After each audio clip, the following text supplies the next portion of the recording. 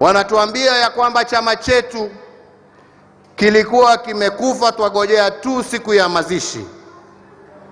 Haya, ni chama gani ambaye ni maiti, ambaye imeinua uchumi wa serikali ama wa nchi ya Kenya kutoka trilioni 5 mpaka sasa leo trilioni 11?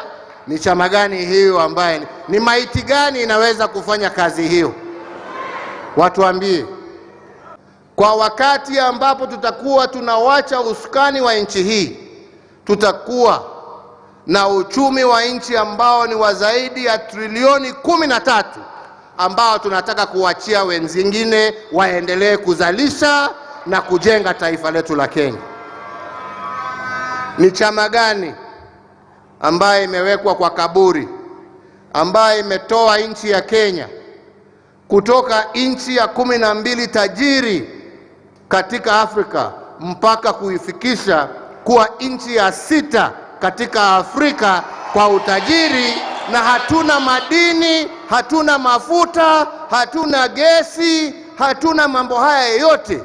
Jasho ya wananchi wa Kenya na fikira za viongozi na amani ya taifa letu la Kenya.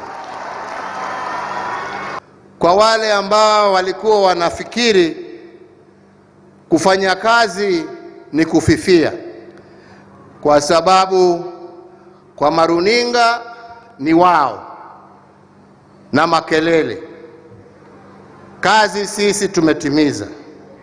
Na kama mlikuwa mnafikiri ya kwamba vinwa vilikuwa vimefungwa, mjue utulivu usio kuogopa. Utulivu